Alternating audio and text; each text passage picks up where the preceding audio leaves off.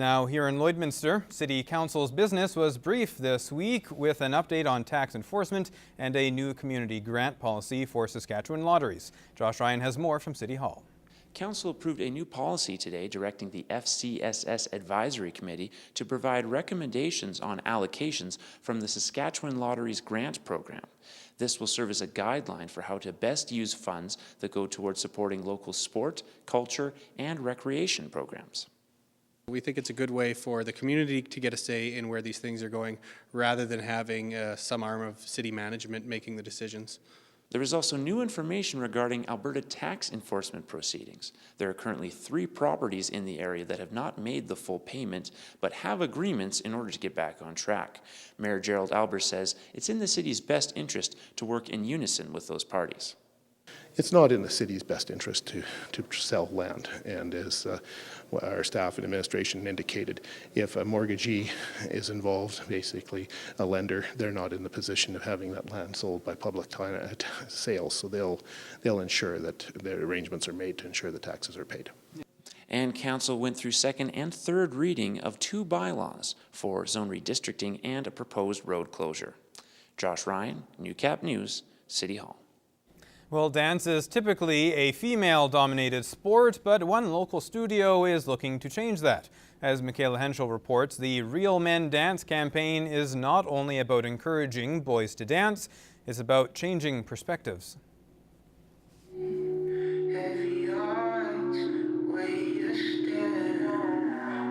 Like many athletes his age, Austin is passionate and dedicates hours a week to his sport. I looked up to my older cousin. She danced for a lot of years, and I tried the hockey thing, and it just wasn't for me. And I do like other sports, but dance is just something I've always stuck by. Unfortunately, being a boy in dance came at a social cost outside of the studio. Yet despite being bullied, Austin continually found comfort in the art. I can relieve a lot of stress from things outside of dance, like when we are doing improv across the floor. If I had a bad day, I can express my feelings through the floor, and I can just really let go what I've had built up.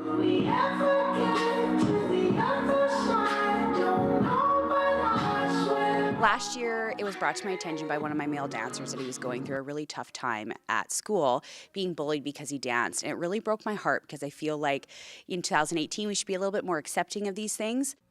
Danielle partnered with another dance mom, and together they designed Real Men Dance apparel. The proceeds going towards scholarships to encourage local boys to continue their passion of dance.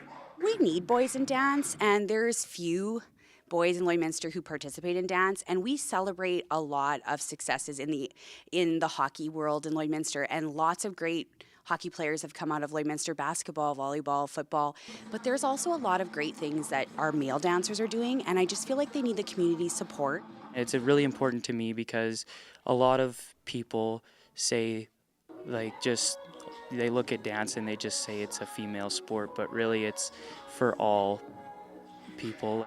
The campaign has already proven to be a success for those involved in dance, and the hope is to encourage boys to join in the future. Lots of my friends at the studio have been impacted by it, like my friend Austin. He's had a really hard time at school, and I understand that it's helping him a lot. Honestly, if there was a guy out there watching this right now, I say do it, because if you don't do it, you're missing out. Michaela Henschel, Newcap News.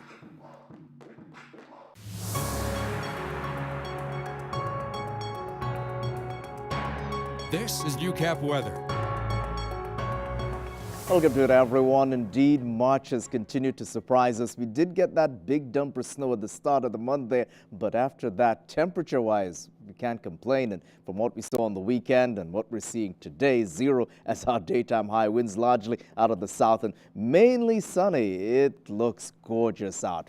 5 in Cold Lake, -3 in the Battlefords, mind you, but we'll take it. We're heading to the middle of March, and these are the numbers that we're dealing with. 1 in Edmonton, 6 in Lac La Biche in this hour, 7 in Isle Across. So some of the warmer pockets able to mix down to the surface. Good going. 0 in Provost and Macklin areas in this hour. Still 2 in Meadow Lake and 3 in Green Lake and 3 in Bonnyville, even 4 in Pierceland, 11 in Banff, 5 in Calgary. And contrast that to your -3 in Regina. We will certainly take it. We'll take the blue skies as well. And in terms of the 7-day forecast, as we look right across the deck, just some cloud cover, maybe pulling in towards the weekend. But apart from that, it looks amazing as we head to the middle of this month, and we know what March can give. We'll bring more details later in the show.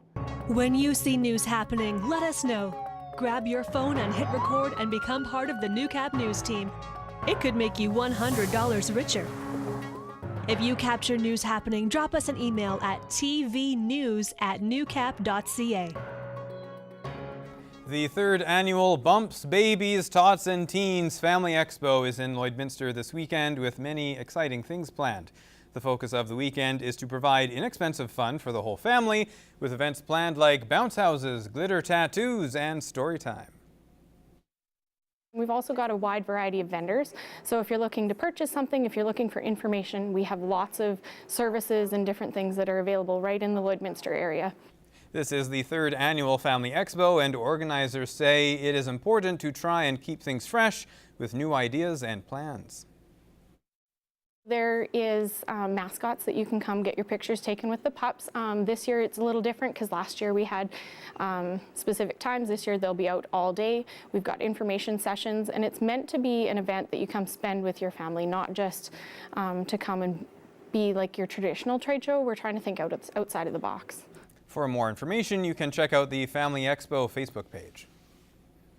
And a local greenhouse is positioning to take farm to plate to the next level. Gerard Lampeau gets an update on Lower Shannon Farms. At Lower Shannon Farms, the goats have been quite prolific already for the year. Now, this is Bonnie. She was part of a litter of 3 and her mom couldn't handle all of them. So now she gets 4 of these bottles every day, and I'm just helping out by giving her 1. We have Kiko Boer goats cross, and we have, of course, we've always run a Black Angus herd. So we have cattle, we have pigs, we have about 45 wiener pigs running around crazy outside. We do laying hens, so we offer free-run eggs. Turkeys, lambs, and sheep, plus jams and cheese, tomatoes, lemongrass, lavender, and cucumbers. We do a whole bay of lettuce, so a whole 2,000 square feet of mixed mesclun greens. We do hydroponic, romaine and butterhead, microgreens, beet greens, Swiss, herbs, all that sort of stuff. There's the challenge of running a greenhouse on the prairies in winter. Going through the seasons, bug control and pest control is always a posing challenge, but we use a lot of multifaceted ways to approach it, biological control, elements, all that sort of thing. Definitely temperature control, especially in the winter. Like you get a -40 day, and we're trying to keep it at 70 Fahrenheit in here. Lower Shannon Farms is entering year 6 of full production, and the all-natural operation is switching out both its lights in the greenhouse and installing new hydroponics as they cater for the on-farm store and the local farmers market. We're Tuesdays and Saturdays. Tuesdays 11 to 5 and Saturdays 10 to 4. It's a make it, bake it, grow it market. It's the first time we've ever been able to go to the market, be in town on a Saturday because it's a permanent spot, and we love it. A website is in the works with a possible online store and ticketed events. We've teamed up with Nancy Sandbrook from Delish Eats and Treats, so she comes out and she really, takes farm to plate to a whole new level. Gerard Lampeau, Newcap News. Well, it's a skill passed down from generation to generation with a mix of tradition and the latest trends. And in this week's Retrospect, we see how the art of cooking has changed in the last 20 years.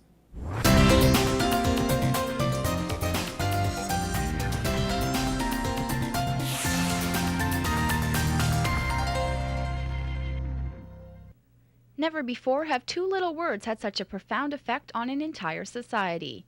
In today's health-conscious world, everyone wants to be low-fat, and that includes residents in the border city. 19 people attended yesterday's low-fat cooking class. The response has been phenomenal. We fill every class to overfilling practically. We've been doing this 1 a month since October. We carry on through till June, and we just don't see it letting up at all. We're really happy with the response we've had. But in recent years, the focus of healthy eating has changed. So it's not necessarily about eliminating fats, it's about being balanced, right? So it's maybe it's portion size, it's looking at what kind of salts you use, what kind of cooking oils. Lucas adds, with more boxed foods that are easy to prepare, it's important for people to understand how their food is produced. if we can somehow go back to bringing people closer to the source of where do their chickens come from, where does the meat come from, letting the kids see like a natural product, and then actually being able to teach them, well, now what do you do with this product? And though this class is filled with students eager to learn, Lucas says the practice of families cooking and eating together is dwindling. We're seeing cooking as a family skill is disappearing. We live in a fast-paced world where families don't necessarily eat together, and never mind actually cook in their own homes. That's all for Retrospect. I'm Brian Lentz.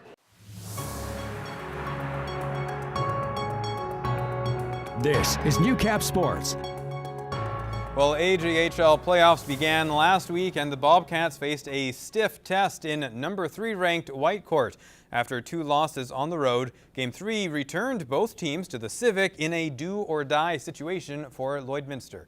Lance Phillips has more on an emotional finish. If the first 2 playoff games were any indication, the Bobcats knew Game 3 wouldn't come easy. Lloydminster had been outscored 8-2 over Games 1 and 2 and hadn't played its best hockey.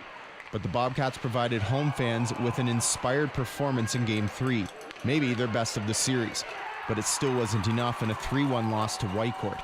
The 2 teams battled to a 3-3 regular season record, but a pair of key differences gave Whitecourt the edge when it mattered.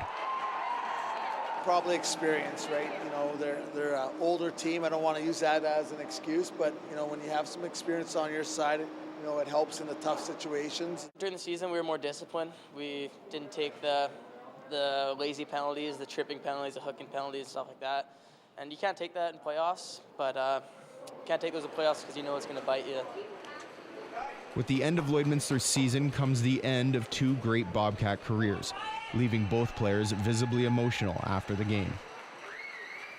Just, you know, the thought of it being over, I guess.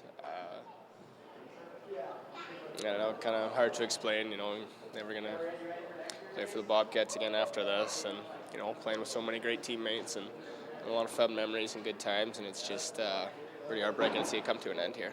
He gave me 2 years of everything. Yeah, he battled through injuries.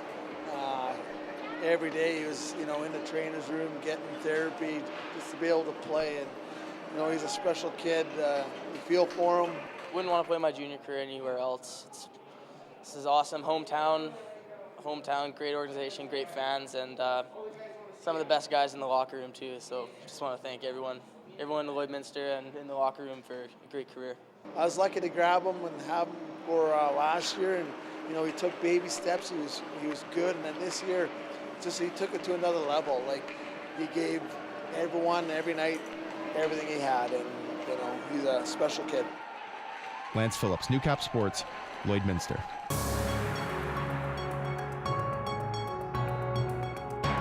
This is Newcap Weather with Gerard Lampau.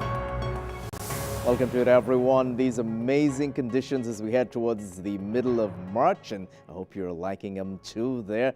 Another day of it that we can really say, yeah, one more on the list, so to speak. Let's look at the next 24 hours there and see where that's going to take us with this ridge of high pressure that's built in well. Mind you, there's systems sitting off of the coast, but they're not affecting us. Just really a mix of sun and cloud going forward there. And the dominance of the high pressure is really complete. You're seeing the areas of precipitation, mind you, from the system that's out on the coast there, and it's creeping into southern BC as it usually does. But for the next little while, this is what it is. We'll probably see some of it maybe towards the end of the week. There's about that 10 to about 25% chance we'll pick up some precipitation around Friday, Saturday, Sunday, thereabouts. So temperature-wise, going into tomorrow, with a little luck, these zeros there could easily turn to a +1 for Vermilion, Vegreville, Edmonton, +3 in Lac La Biche, 2 for Cold Lake, Bonnyville areas, 3 around Provost, heading into Macklin there, and off to our northeast, 5 in Isla Crosse and Green Lake areas, 3 for Pierceland and Meadow Lake, -1 St. Walburg,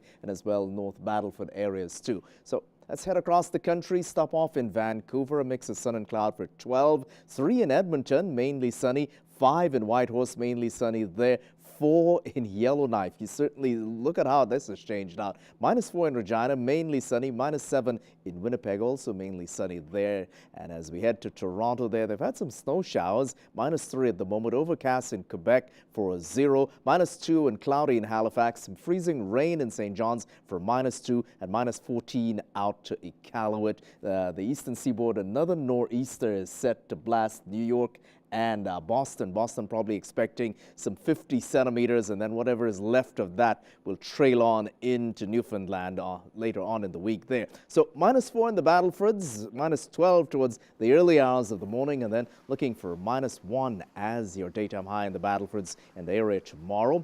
In the Lakelands, still sitting at 5, -10 overnight to the early hours of the morning, and then looking for 2 tomorrow as the daytime high for a mix of sun and cloud. And you see the winds are largely staying southwest and out of the south. We can round it off anywhere from 5 to 10, maybe 15 kilometers per hour. For ourselves, -1, so we're easing off there.